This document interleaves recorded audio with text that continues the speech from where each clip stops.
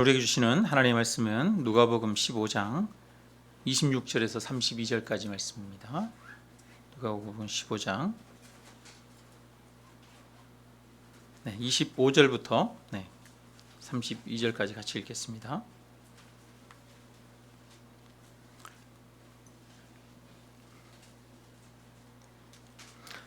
같이 함께 읽습니다.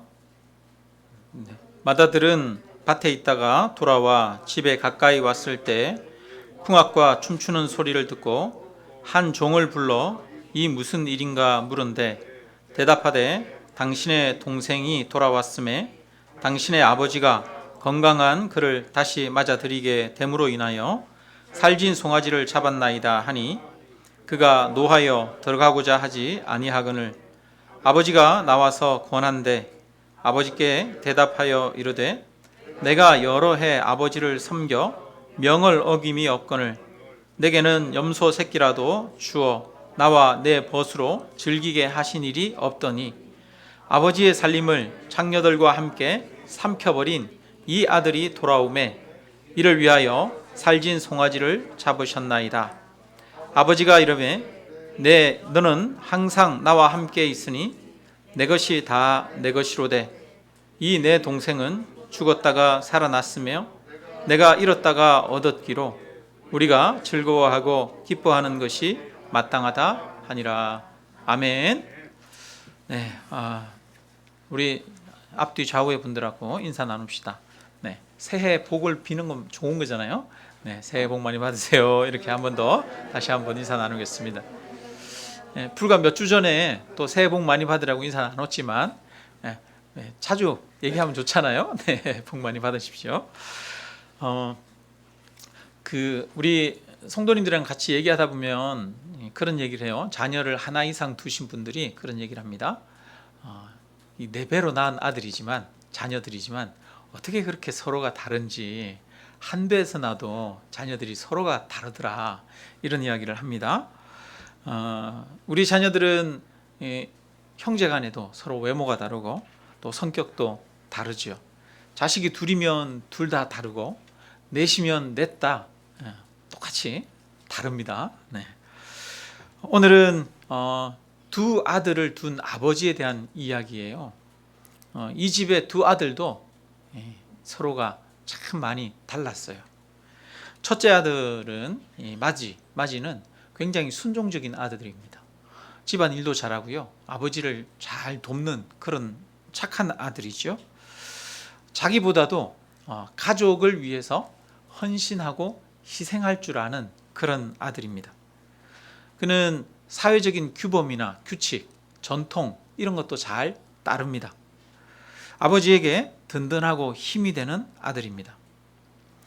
이런 아들은 어디를 가거나 모범적이고 또 사람들로부터 인정받고 칭찬을 받게 되죠.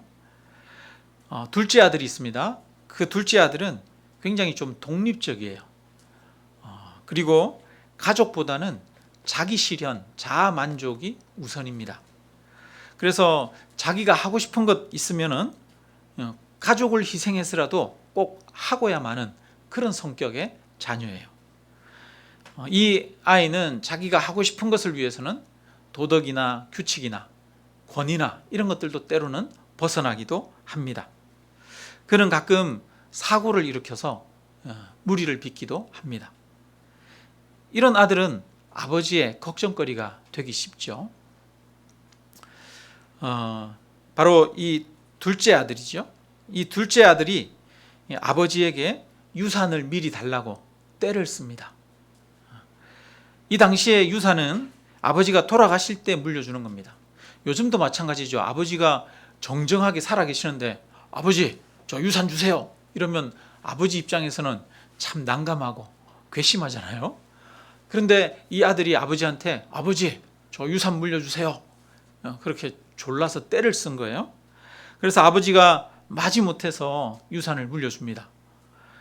둘째만 유산을 물려준 게 아니라 둘째에게 주면 첫째가 또 이 불공평하다고 그럴 거 아니에요. 그러니까 미리 유산을 다 물려주는 거예요. 첫째에게도 물려주고 둘째에도 물려주고 이 당시에 첫째에게는 2몫을 줍니다.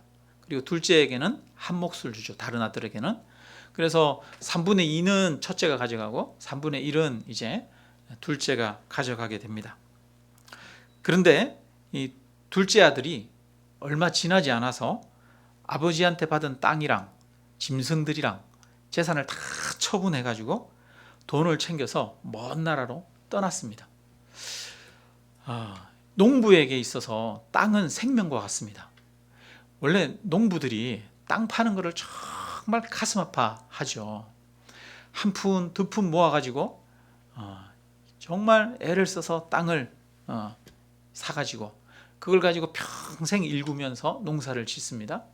또 때로는 그 농토들 중에는 그 선조, 윗대 할아버지 때부터 물려받은 그런 땅들도 있을 수 있지요. 그런 땅을 자식에게 물려줬는데 아니 그 자식이 그 땅을 물려받자마자 금방 팔아버리는 거예요. 아버지가 아직 정정해서 농사 짓고 있는데 그 땅을 팔아버린 거예요. 아버지 입장에서는 정말 속상한 일이죠. 마음이 찢어졌을 겁니다. 근데 이 아들이 철이 덜 들었어요. 이 철이 들든 아들이 이 땅을 다 팔고 재산을 처분해서 먼 나라로 떠납니다. 그럴 때 아버지는 이 아들이 분명히 모든 재산을 다 탕진할 거라는 것을 알았겠지요. 참 아버지 입장에서는 재산을 물려줬더니 재산도 잃어버리게 됐고 또 아들도 잃어버리게 된 것이죠. 그런데 어쩔 수가 없어요. 아들이 그렇게 막무가내로 유산을 물려달라고 그러니까 어쩔 수가 없어서 아버지도 하는 수 없이 유산을 물려준 것이겠죠. 우리가 그런 경우 있잖아요. 돈을 잘못 주면 이 금전 관계를 잘못하게 되면 결국은 사람도 잃어버리는 경우가 생기죠. 이 경우가 그런 거예요. 아들을 유산을 물려줬더니 아들도 잃어버리는 거예요. 돈만 잃어버리는 게 아니라. 아버지 마음이 얼마나 허탈하고 또 상실감을 크게 느꼈겠습니까? 아버지는 큰 상처를 받았어요. 그리고 나서 이 떠난 둘째 아들을 날마다 생각합니다. 그런데 이 둘째 아들은 먼 나라에 가서 그 재산을 허랑방탕하게 써버리고 있어요. 창기 들고 다 써버렸다라고 말합니다. 즐기고 노는데 다 써버린 거예요. 결국에는 빈털터리가 돼서 남의 집 품꾼이 되고 맙니다. 그는 들에서 돼지 치는 일을 하게 되었습니다. 돼지는 이스라엘 백성들이 부정하게 여기는 짐승입니다. 지금도 이슬람 사람들은 돼지고기 안 먹잖아요. 그것처럼 유대인들도 돼지는 만지지도 않고 또 돼지는 키우지도 않고 돼지는 먹지도 않죠. 그런데 이 아들이 이제 남의 집 품꾼이 돼서 그 돼지 치는 일을 하는 거예요. 유대인들이 해서는 안 되는 일인 거죠. 이 아들은 지금 먹고 사는 게 절박하니까 유대인으로서 해야 되는 일, 해서는 안 되는 일 이런 것 가릴 처지가 안 되는 거죠. 그런 일은 안중에도 없습니다. 그러니까 전통이나 이런 것들, 유대인으로서의 자존심, 정체성 이런 것들도 다 버리고 살아갑니다. 그런데도 그는 고향으로 돌아갈 생각을 하지 않았습니다. 여러분이 둘째 아들이라고 생각해 보세요. 재산 다 팔아가지고 집에서 멀리 떠났어요. 그런데 쫄딱 망했어요. 집에 돌아가고 싶습니까? 안 돌아가고 싶습니까? 안 가고 싶죠. 자존심 상하잖아요. 그죠? 이렇게 이 초라한 몰골로 동네에 들어가고 또 아버지에게 자신의 모습을 보여주고 싶지 않지 않겠습니까? 그래서 자존심이 용납하지 않았습니다. 그런데 그 땅에 큰 흉년이 들었어요. 먹을 것이 없습니다. 도처에 굶주리는 사람들이 허다합니다. 배가 너무 고파가지고 이 돼지를 먹일 때 먹이는 이 돼지에게 먹이는 쥐염 열매가 있는데 그 돼지 쥐염 열매를 먹으려고 하는데도 그것마저도 주는 사람이 없어요. 여러분, 돼지가 먹는 걸 사람이 먹으려고 하니까 얼마나 비참한 상태겠습니까? 근데 그것조차도 먹을 수가 없는 겁니다. 얼마나 비참한 상태입니까? 인간으로서의 모든 존엄과 자존심은 사라져버린 그런 상태지요. 그는 더 이상 버틸 수가 없었습니다. 인간으로서 경험할 수 있는 가장 밑바닥까지 경험한 거예요. 사람이 밑바닥에 가면 자존심이고 뭐고 없어지잖아요. 그런 상태가 된 거예요. 그제서야 그는 이제 아버지에게 돌아갈 마음이 생겼습니다. 생각합니다. 우리 집에 가면은 품꾼들도 아버지의 상에서 풍족하게 먹는데 내가 아들로 받아달라고는 할 수 없지만 나를 품꾼의 하나로 써달라고 아버지한테 부탁을 해봐야지. 그렇게라도 하면 살 길이 생기지 않겠나, 이런 생각을 한 거예요. 사람은 가장 절박하고 힘든 순간이 되면은 부모님 생각이 나는가 봐요. 여러분 그러신 적 있습니까? 혹시 절박하고 힘들어서 부모님이 생각나고 아버지가 생각나고 그랬던 적 있어요? 사람은 또 가장 힘들고 절박한 순간이 되면은 그때서야 두 손 두 발 들고 영적인 아버지 되시는 하나님 앞에 나오게 됩니다. 이 둘째 아들은 모든 것을 다 포기하고 자존심도 버리고 아버지 집으로 향했습니다. 살 길을 찾았습니다. 배가 고파서 걷기 힘든 몸을 이끌고 죽을 힘을 다해서 고향으로 돌아갔습니다. 뼈가 앙상한 모습으로 누더기 옷을 입고 휘청휘청 넘어질 듯 위태위태한 걸음으로 집을 향해서 갔습니다. 집이 아직 저 멀리 있는데 아버지가 저기 비틀거리면서 오고 있는 사람이 아들이라는 것을 한눈에 알아보았습니다. 아들이 집을 떠난 후에 아버지는 날마다 집 밖을 내다보고 있었습니다. 아버지는 아들을 보고는 정신없이 급하게 달려나갔습니다. 아들을 붙잡고 목을 안고 또 입을 맞추고 아들을 향해서 엉엉 우는 그런 아버지입니다. 아버지는 아들에게 왜 왔느냐고 묻지 않습니다. 그 많은 돈을 어떻게 했는지 묻지 않습니다.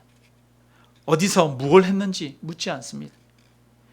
아버지는 아들이 얼마나 힘들고 아프고 고생했는지 그 모습만 보고도 알 수 있었습니다. 아버지는 아들을 측은히 여겨서 그를 그저 안아주었습니다. 돌아온 아들의 모습을 보자 모든 것이 용서가 되었습니다. 아들이 아버지에게 말합니다. 내가 하늘과 아버지께 죄를 지었사오니 지금부터는 아버지의 아들이라 일컬음을 감당치 못하겠나이다. 나는 아버지 아들이 될 만한 자격이 없습니다. 이런 얘기죠. 둘째는 자기 잘못을 깨달았습니다. 아버지에게 상처를 주었다는 것을 알았습니다. 그는 아버지께 죄를 고백하고 회개했습니다. 아버지는 종들을 시켜서 집에서 제일 좋은 옷을 가져오게 합니다.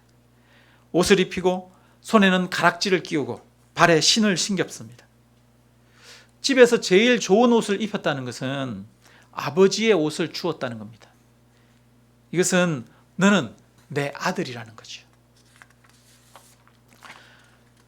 둘째는 아버지의 한없는 사랑과 값없이 베푸시는 그 은혜를 깨달았습니다.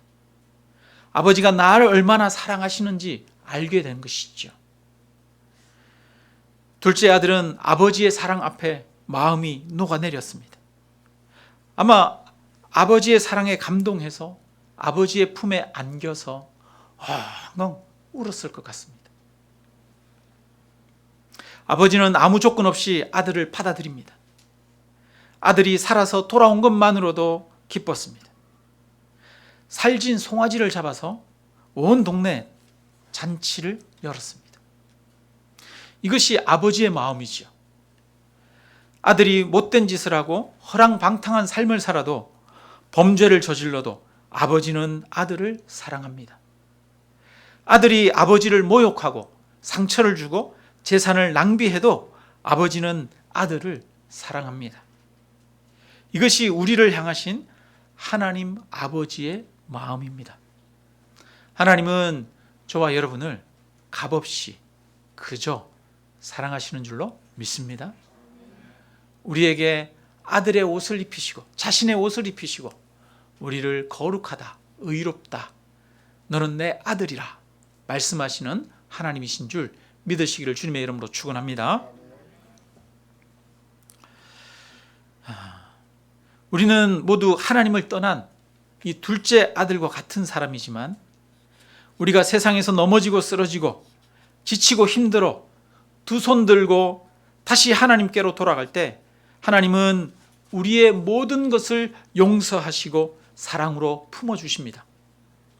우리 모두 하나님 아버지께 돌아가는 아들이 되기를 바랍니다. 이렇게 해서 이제 이 아버지는 잃어버렸던 둘째 아들을 다시 찾았어요. 그런데 이 집에 문제가 생겼어요. 집에서 잔치를 한참 하고 있는데 첫째 아들이 덜해서 돌아왔습니다. 첫째 아들이 집에 가까이 오니까 집에서 막 시끌벅적 떠드는 소리가 들려요. 조용히 들어보니까 무슨 소린가 하고 들어보니까 사람들이 노래하고 또 춤추고 악기를 연주하는 그런 소리예요. 그래서 어리둥절해서 종을 불러서 이게 무슨 일인가 물어봤습니다. 그러자 종이 자초지종을 자세하게 설명해 줍니다.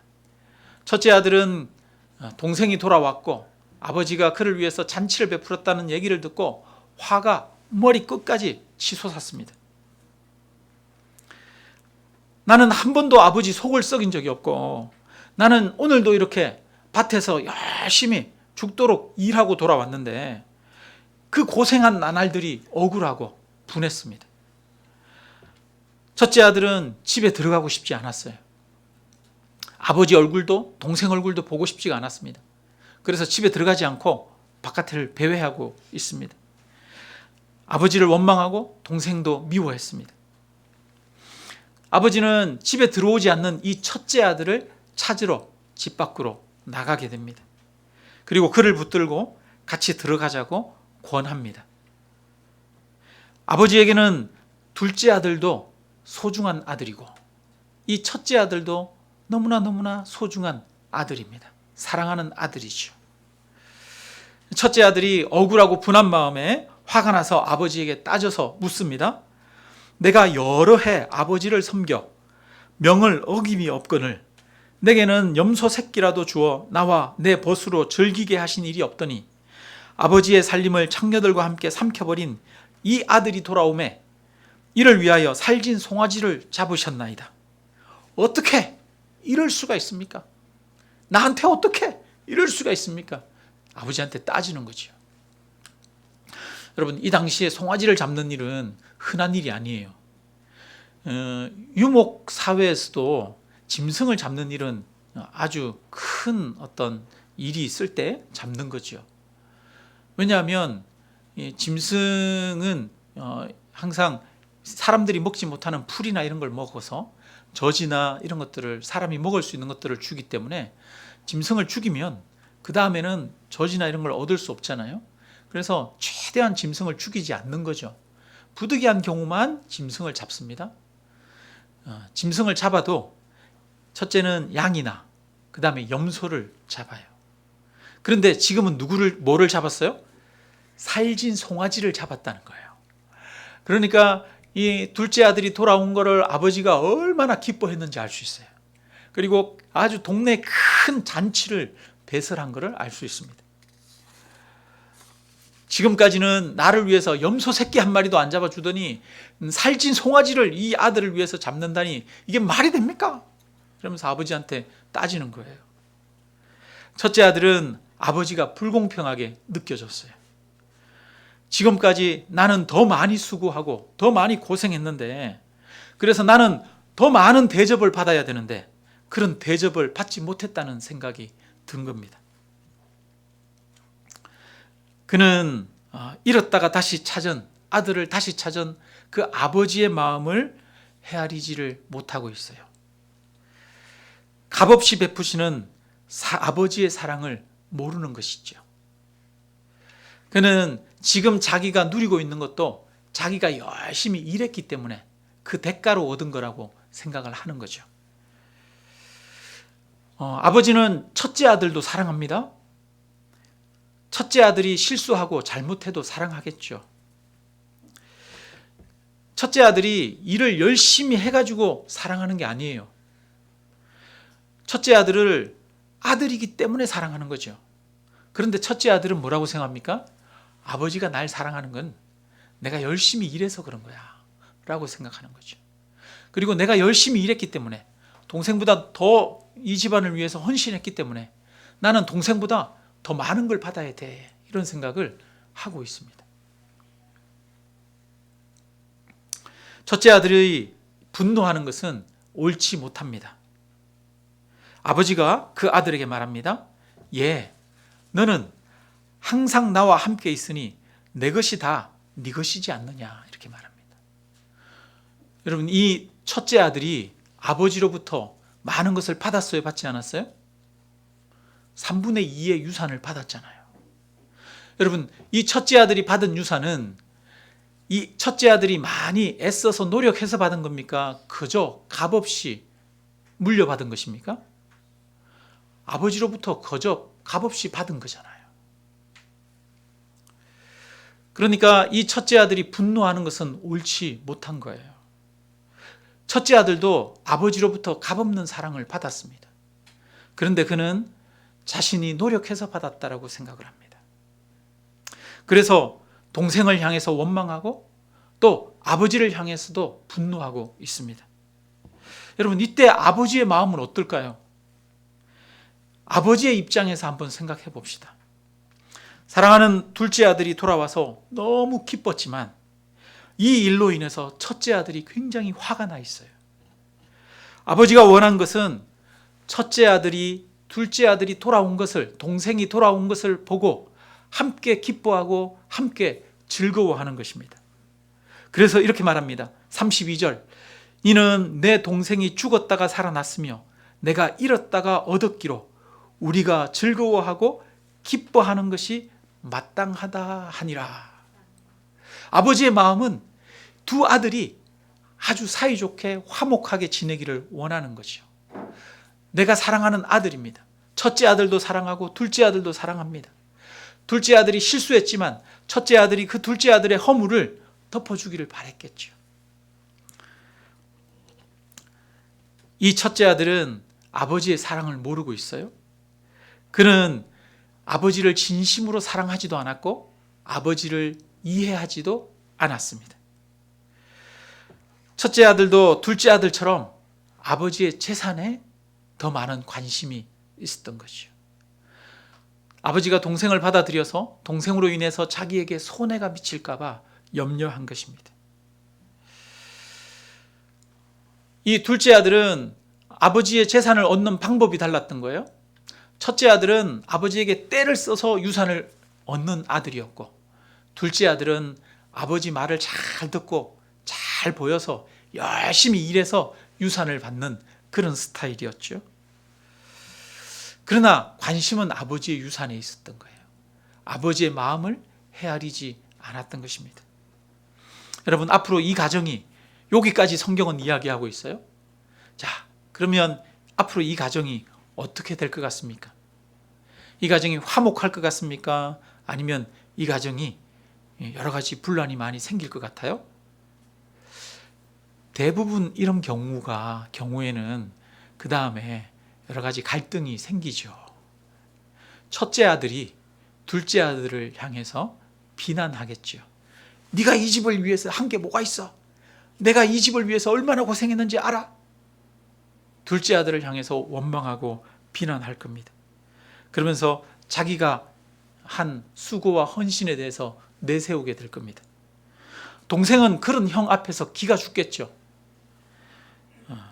형을 보면서 형이 거만하고 또 형이 인정머리 없다고 생각할 것입니다.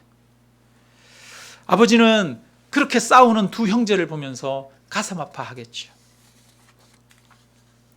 그러면 이렇게 서로가 가정이 불화하게 되면 여러분, 누가 더 잘못이 큽니까? 첫째 아들이 잘못이 큽니까? 둘째 아들이 잘못이 큽니까? 오늘 본문은 형의 잘못을 이야기하는 데 초점이 있어요. 이 이야기는 예수님이 비유로 말씀하신 것입니다. 이 비유를 말씀하신 상황을 먼저 한번 살펴보는 게 우리에게 필요합니다. 누가복음 15장 1절 2절에 보면 그 상황에 대해서 말씀하고 있어요. 우리 같이 한번 읽어볼까요? 같이 읽습니다. 모든 세리와 죄인들이 말씀을 들으러 가까이 나아오니 바리새인과 서기관들이 수군거려 이르되 이 사람이 죄인을 영접하고 음식을 같이 먹는다 하더라.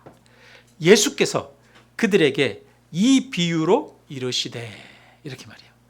여기서 그러면 예수님이 그들에게 말씀하셨어요? 여기서 그들은 누굴까요? 수군거리고 있는 바리새인과 서기관들에게 말씀하신 겁니다. 예수님 주변에 이 세리들, 죄인들이 많이 찾아왔어요. 창녀들도 예수님에게 찾아왔어요. 병든 자들, 이 세상에서 무시받고 멸시받는 사람들이 예수님에게 찾아왔습니다. 예수님은 그 사람들을 다 받아줬습니다. 세리와 죄인들을 예수님이 받아주고 그들에게 하나님의 복음을 전하자 이들이 회개했습니다. 그리고 예수님은 그들과 함께 잔치를 열었습니다.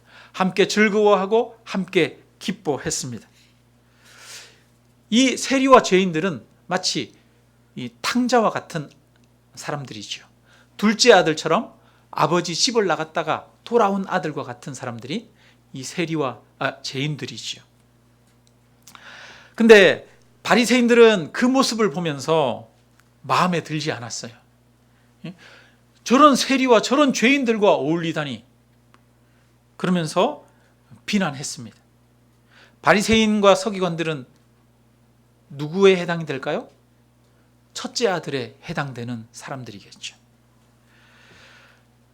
예수님이 아버지와 두 아들의 이 비유를 하신 것은 바로 바리새인들과 서기관들에게 말씀하신 것입니다. 이 사람들은 사회적으로 지위가 있는 사람들이에요. 하나님의 율법을 철저하게 지키는 사람들입니다. 그들은 열심히 살아가는 사람들입니다. 그들은 흠이 없다라고 여겨지는 사람들이에요. 도덕적이고 윤리적인 사람들입니다. 경제적으로 안정된 사람들이에요. 그들은 세상에 있는 여러 약한 사람들을 보면서 비난했습니다. 어떻게 사람들이 저렇게 살 수 있지? 저렇게 살면 안 되는 거 아니야? 라고 끊임없이 세상 사람들을 비난했습니다. 그런데 예수님이 그 비난하는 사람들을 가까이 합니다. 바리새인과 서기관들은 자신들이 의롭다고 생각했습니다. 자신들은 율법적으로 우월하고 뛰어나다고 생각했습니다. 그래서 당연히 더 많이 인정받고 보상받아야 된다고 생각을 했던 것이죠. 여러분, 우리 주변에는 어디를 가든지 항상 이 첫째 아들과 같은 사람, 둘째 아들과 같은 사람이 있습니다. 여러분, 가정에도 이런 사람들이 있어요, 없어요? 가정에 자녀들이 여러 명이잖아요. 만약에 옛날에는 6명, 7명 여러 아들 많았잖아요. 가정에 아들이 여러 명이 되면 그 중에는 반드시 이 가정을 위해서 헌신하는 그런 아들들이 있어요. 그래서 가정으로부터 인정받고 부모님으로부터, 형제들로부터 인정받는 권위 있는 아들이 있죠. 근데 그 가정에 반드시 또 누가 있어요? 속썩이는 문제아가 있잖아요. 하수구처럼 이 비난의 대상이 되는, 우리 가정의 문제는 쟤야 그러면서 희생양으로 삼는 아들이 반드시 그 가정에는 있어요. 여러분, 사회에서는 그런 사람들이 없습니까? 사회에도 있어요. 사회에도 이 도덕적으로 우월하고 뛰어난 사람들, 열심히 살아가고 사회적으로 성공한 사람들, 이런 사람들이 있어요. 그리고 그런 사람들은 세상에 아주 가난하고 약한 사람들을 비난합니다. 저 사람들이 가난한 거는 열심히 일하지 않아서야, 저렇게 게으른 사람들이 있나? 라고 하면서 비난하는 사람들이 있어요. 저런 범죄자들 같으니라고, 저런 가난한 사람들 같으니라고, 그런 사람들이 세상에는 있어요. 여러분, 교회에는 그런 사람들이 없을까요? 교회에도 그런 사람이 있어요. 주일에 빠지지 않고 열심히 헌신하고 또 기도하고 예배드리고 봉사하는 그런 성도님들, 직분도 받아서 누구나 다 인정하는 그런 성도님들이 있습니다. 반면에 교회에 적은 올려놨는데 교회에 잘 나오지도 않고 또 봉사도 안 하고 함께 교제하는 것도 하지 않는, 아유 저 사람은 우리 교회 기독거리야 이러는 사람들이 교회에 있어요 없어요? 있어요. 어디를 가든지 인정받는 사람이 있고 우리의 기독거리야 라고 하는 사람들이 있단 말이에요. 그런데 문제는 여러분, 그 사람들 안에 갈등이 벌어지기도 하지요. 많은 사람들은, 이 도덕적이고 우월한 사람들은 자기들이 문제가 아니라고 생각합니다. 저 사람들이 문제라고 생각을 하지요. 첫째 아들도 마찬가지입니다. 첫째 아들도 내 동생이 문제야 라고 이야기를 하는 거예요. 그런데 이 아버지에게 있어서는 지금 누가 문제예요? 첫째 아들이 문제인 거예요. 이 첫째 아들이야말로 아버지의 마음을 너무나 모릅니다. 아버지의 사랑을 몰라요. 지금 잃어버린 아들은 둘째 아들이 아니라 오히려 첫 번째 아들입니다. 첫째 아들은 지금 아버지의 사랑으로부터 스스로 멀어져 있습니다. 둘째 아들은 한번 집을 나갔다가 돌아오면서 아버지의 깊은 사랑을 알았어요. 아버지는 아들을 값없이 사랑했습니다. 허물과 죄에도 불구하고 아들을 받아주셨습니다. 이것이 아버지의 사랑이죠. 이 둘째 아들은 그 아버지의 사랑에 감동하고 있어요. 감사하고 있어요. 그런데 첫째 아들은 자신이 일을 잘해서 열심히 섬겼기 때문에 인정받을 가치가 있다고 생각합니다. 말썽쟁이 둘째보다는 내가 더 인정받아야 된다고 생각합니다. 아들이기 때문에 내가 사랑받는 것이 아니라 내가 열심히 살았기 때문에, 내가 이 집안에서 헌신하고 공헌했기 때문에 인정받아야 된다고 생각하는 것이죠. 이 둘째 아들은 아버지로부터 거저받은 사랑을 알지 못해요.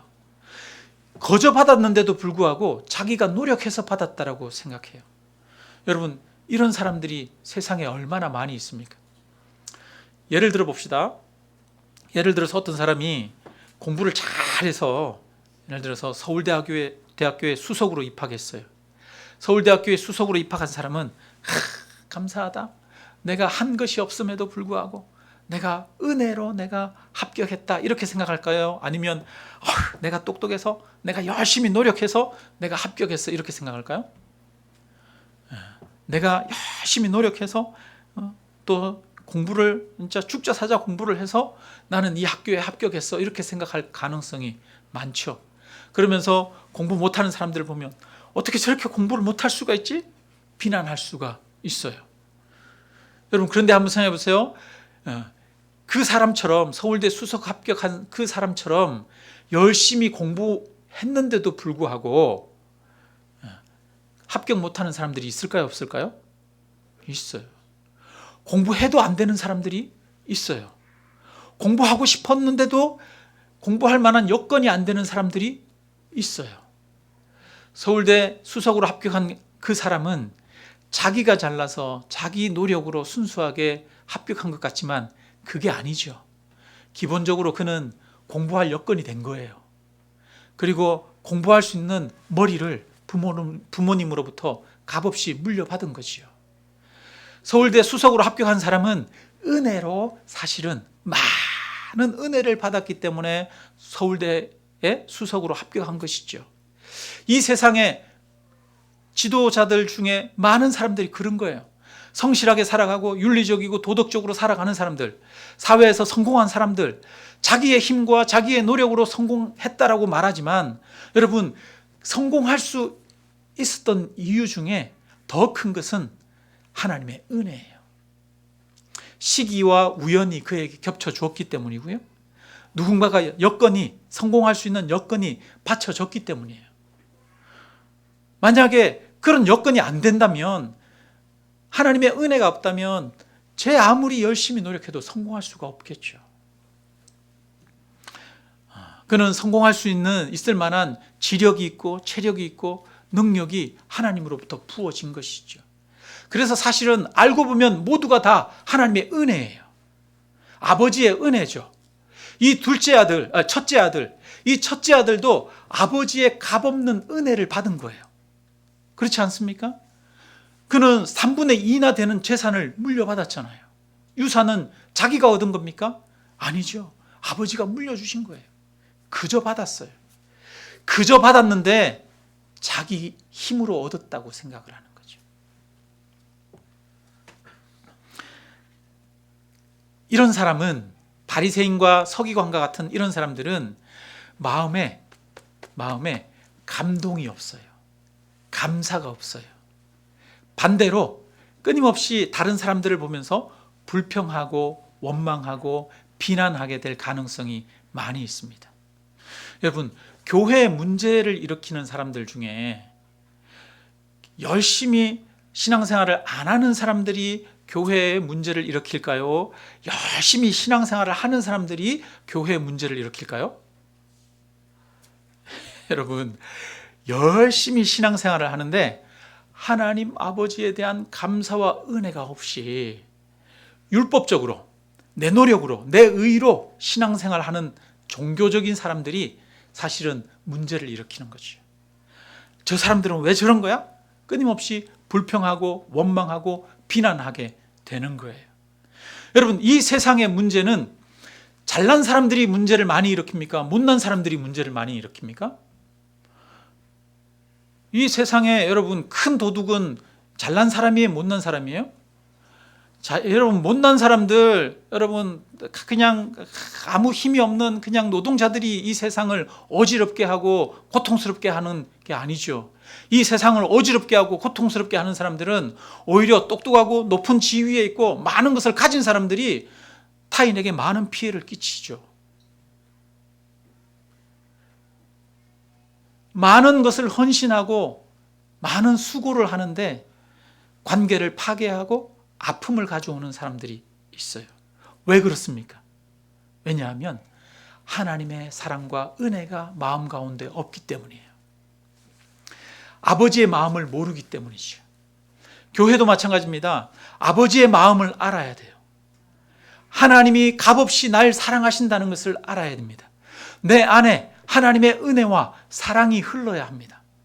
내 안에 하나님의 은혜와 사랑이 없이 종교적으로, 형식적으로 신앙생활을 하는 사람, 그렇게 해서 열심히 신앙생활을 하는 사람이 오히려 교회에 문제를 일으킬 경우가 더 많아요.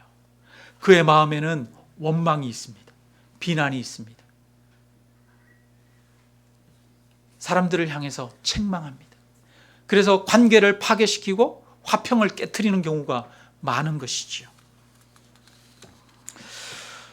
여러분, 말씀을 마칩니다. 아버지는 첫째 아들도 사랑하시고 둘째 아들도 사랑합니다. 이 세상의 모든 사람들은 하나님 아버지의 그 사랑을 받은 자들입니다. 우리는 하나님 아버지의 사랑을 받아서 그 힘으로 살아가는 자들입니다.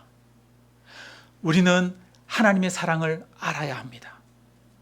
하나님의 사랑을 모르고 내 노력과 내 힘으로 산다고 생각하는 사람들은 타인을 비난하고 원망하게 될 가능성들이 많습니다. 오히려 그는 아버지의 마음을 아프게 합니다. 가정의 화평을 깨트리고 사랑을 깨트립니다.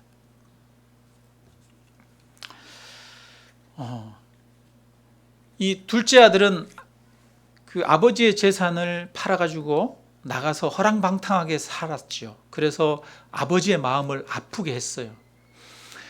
둘째 아들은 아버지의 마음을 아프게 한 아들입니다. 그러면 첫째 아들은 어떻습니까? 첫째 아들도 아버지의 마음을 아프게 했습니까? 아프게 하지 않았습니까? 첫째 아들도 아버지의 마음을 아프게 한 잃어버린 아들이에요. 여러분, 둘째 아들만 잃어버린 아들이 아니에요. 첫째 아들도 잃어버린 아들이고 둘째 아들도 아버지로서는 잃어버린 아들이에요. 아버지의 마음을 모르는 아들이에요. 마찬가지입니다.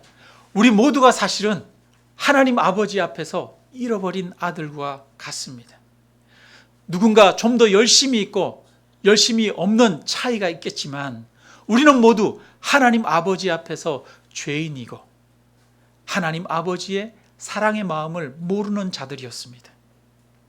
그런데 하나님 아버지는 저와 여러분을, 우리가 부족하고 연약해도 저와 여러분을 사랑하십니다.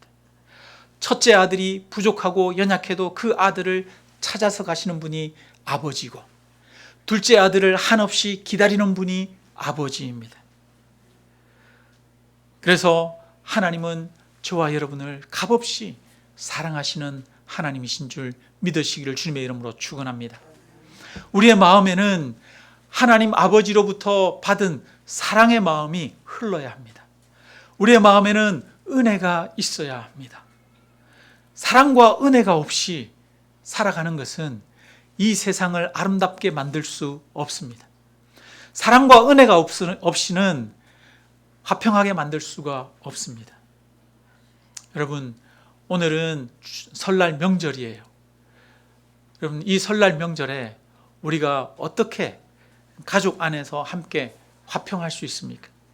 그것은 내 안에 내가 값없이 받은 것이 많다라고 하는 은혜의 마음이 있어야 합니다.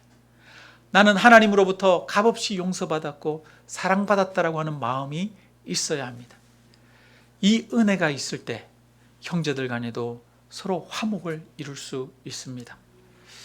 하나님의 은혜가 저와 여러분의 심령 가운데 흐르게 되기를 주님의 이름으로 축원합니다. 우리 함께 찬양하고 함께 기도드리겠습니다.